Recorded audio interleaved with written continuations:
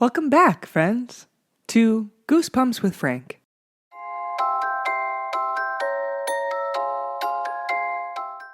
I'm Frank.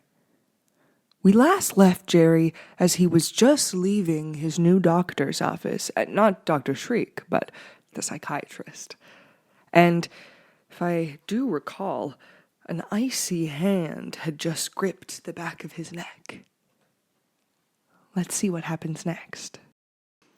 Chapter 14. The unearthly cold shot through my entire body. Uttering a terrified cry, I jerked away and spun around to face her. "Mom!" I cried, my voice shrill and tiny. "Sorry, my hands are so cold," she replied calmly, unaware of how badly she had just scared me. "It's freezing out. Didn't you hear me calling you?" "No," I told her. My neck still tingled. I tried to rub the cold away. I was thinking about stuff and, well, I didn't mean to scare you," she said, leading the way across a small parking lot to the car. She stopped to pull the car keys from her bag. "Did you and Dr. Fry have a nice talk?" "Kind of," I said. "This ghost has me jumping out of my skin," I realized as I climbed into the car. "Now I'm seeing the ghost everywhere. I have got to calm down," I told myself. "I've just got to. I've got to stop thinking that the ghost is following me. But how?" Friday after school, Mom drove me to Dr. Shriek's music school. It was a cold, gray day. I stared at my breath steaming up the passenger window as we drove. It had snowed the day before, and the roads were still icy and slick. "I hope we're not late," Mom fretted. We stopped for a light. She cleared the windshield in front of her with the back of her gloved hand. "I'm afraid to drive any faster than this." All of the cars were inching along. We drove past a bunch of kids building a snow fort in a front yard. One little red-faced kid was crying because the others wouldn't let him join them. "The school is practically in the next town," Mom remarked, pumping the brakes as we slid toward an intersection. "I wonder why Dr. Shriek has a school so far away from everything." "I don't know," I answered dully. I was kind of nervous. "Do you think Dr. Shriek will be my instructor, or do you think I'll have someone else?" Mom shrugged her shoulders. She leaned forward over the steering wheel, struggling to see through the steamed-up windshield. Finally, we turned onto the street where the school was located. I stared out at the block of dark, old houses. The houses gave way to woods, the bare trees tilting up under a white blanket of snow. On the other side of the woods stood a brick building, half hidden behind tall hedges. "This must be the school," Mom said, stopping the car in the middle of the street and staring up at the old building. "There's no sign or anything, but it's the only building for blocks." "It's creepy looking," I said. Squinting through the windshield, she pulled the car into a narrow gravel driveway, nearly hidden by the tall, snow-covered hedges. "Are you sure this is it?" I asked. I cleared a spot in the window with my hand and peered through it. The old building looked more like a prison than a school. It had rows of tiny windows above the ground floor, and the windows were all barred. Thick ivy covered the front of the building, making it appear even darker than it was. "I'm pretty sure," Mom said, biting her lip. She lowered the window and stuck her head out, gazing up at the enormous old house. The sound of piano music floated into the car. Notes and scales and melodies all mixed together. "Yeah, we found it," Mom declared happily. "Go on, Jerry. Hurry, you're late." "I'm going to go pick something up for dinner. I'll be back in an hour." I pushed open the car door and stepped out onto the snowy driveway. My boots crunched loudly as I started to jog toward the building. The piano music grew louder. Scales and songs jumbled together into a deafening rumble of noise. A narrow walk led up to the front stoop. The walk hadn't been shoveled, and a layer of ice had formed under the snow. I slipped and nearly fell as I approached the entrance. I stopped and gazed up. "It looks more like a haunted house than a music school," I thought, with a shiver. Why did I have such a heavy feeling of dread? Just nervous, I told myself. Shrugging away my feeling, I turned the cold brass doorknob and pushed open the heavy door. It creaked open slowly. Taking a breath, I stepped into the school. Chapter 15. A long, narrow hall stretched before me. The hall was surprisingly dark. Coming in from the bright, white snow, it took my eyes a long time to adjust. The walls were a dark tile. My boots thudded noisily on the hard floor. Piano notes echoed through the hall.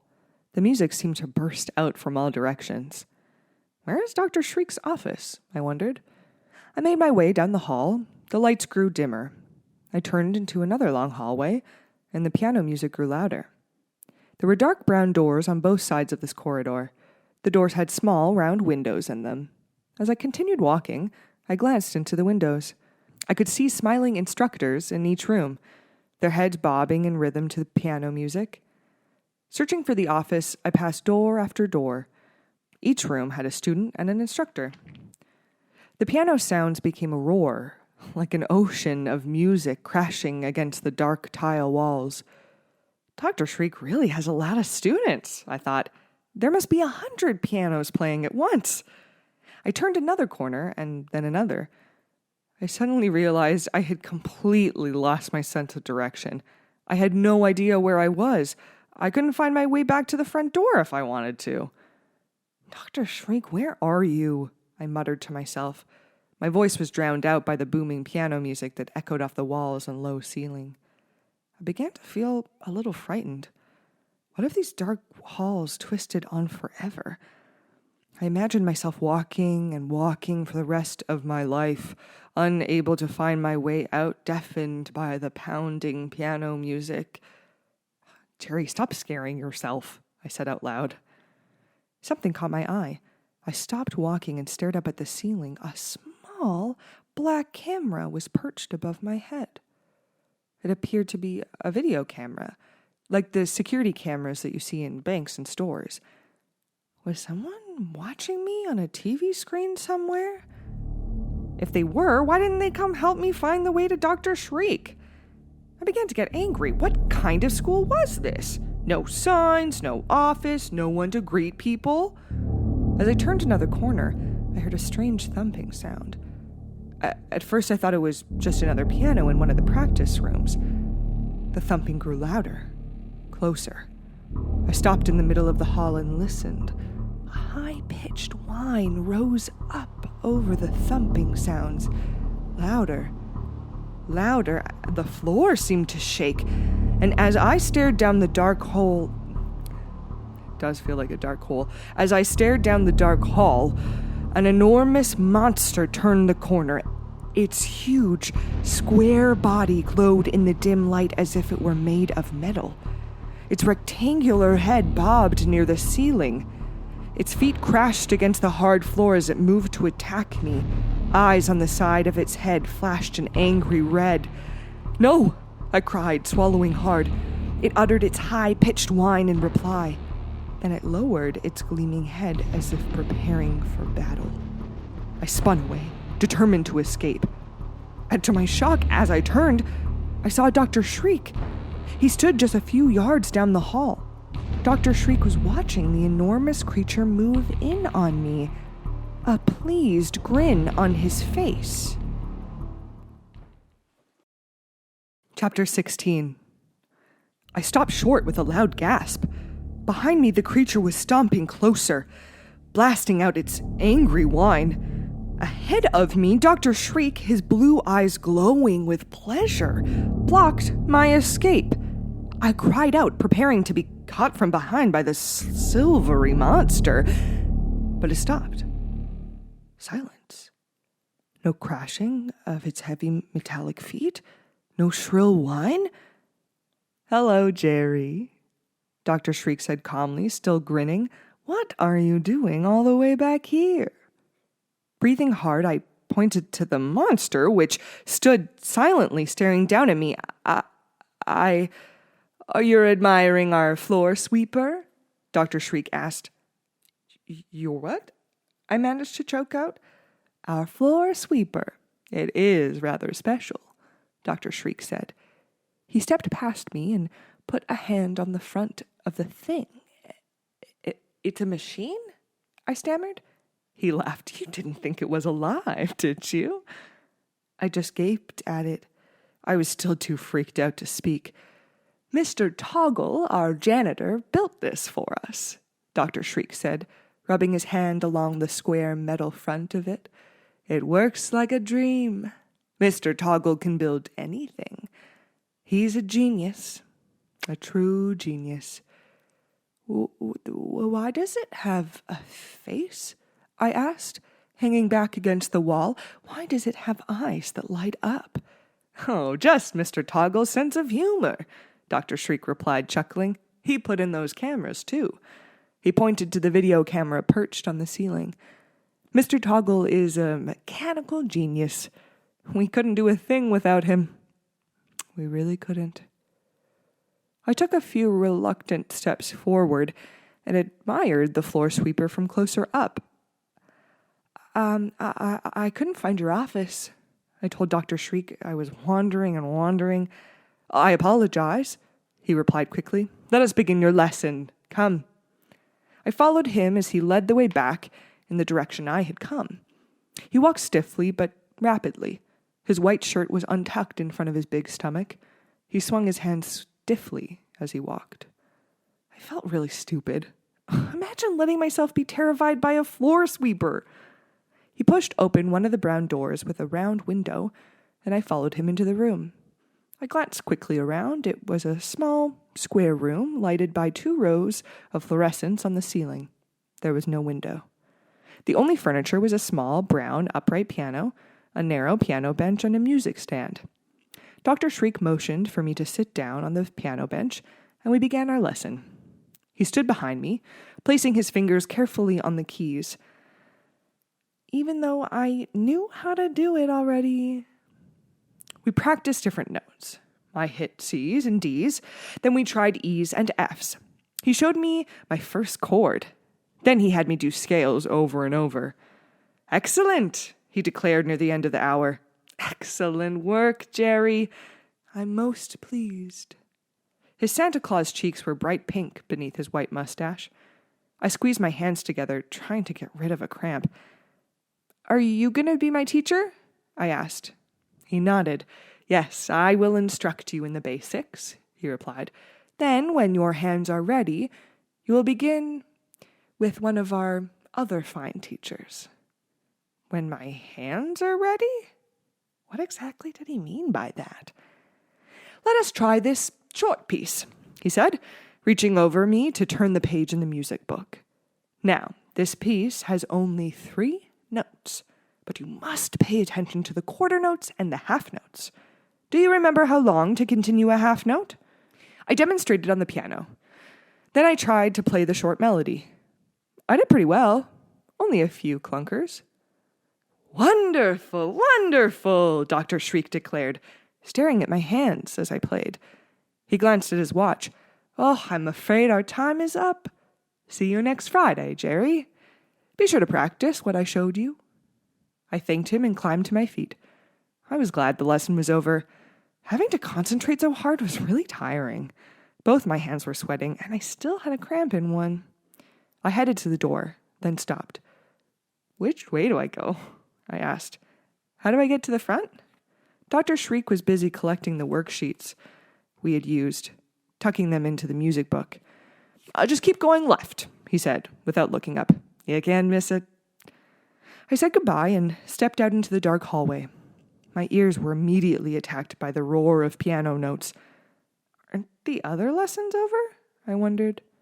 How come they keep playing even though the hour is up? I glanced in both directions, making sure there were no floor sweepers waiting to attack. Then I turned left, as Dr. Shriek had instructed, and began to follow the hallway toward the front. As I passed door after door, I could see the smiling instructors inside each room, their heads moving in rhythm with the piano playing.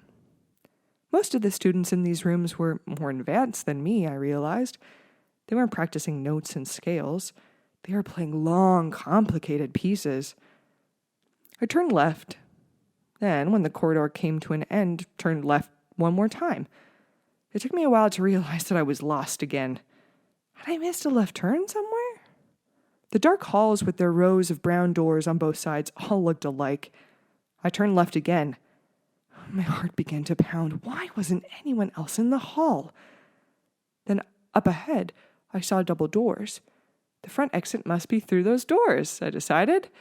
I made my way eagerly to the double doors and started to push through them, when powerful hands grabbed me from behind and a gruff voice rasped in my ear, "No, you don't." Chapter 17. Huh? I uttered a startled cry. The hands pulled me back, then let go of my shoulders. The double doors swung back into place. I spun around to see a tall, wiry man with long, scraggly black hair and a stubbly black beard. He wore a yellow t-shirt under denim overalls. "Not that way," he said softly. "You're looking for the front?" "It's up there." He pointed to the hall to the left. "Oh, sorry," I said, breathing hard. You scared me." The man apologized. "I'll take you to the front," he offered, scratching his stubbly cheek. "Allow me to introduce myself. I'm Mr. Toggle." "Oh, hi," I said. "I'm Jerry Hawkins. Dr. Shriek told me about you. I saw your floor sweeper." He smiled. His black eyes lit up like dark coals. "Oh, it's a beauty, isn't it? I have a few other creations like it. Some even better." "Dr. Shriek says you're a mechanical genius," I gushed. Mr. Toggle chuckled to himself. "Yes, I programmed him to say that," he joked. We both laughed. "Next time you come to the school, I'll show you some of my other inventions," Mr. Toggle offered, adjusting his overall straps over his slender shoulders. "Thanks," I replied. The front door was right up ahead. I was never so glad to see a door. "I'm sure I'll catch on to the layout of this place," I said. He didn't seem to hear me.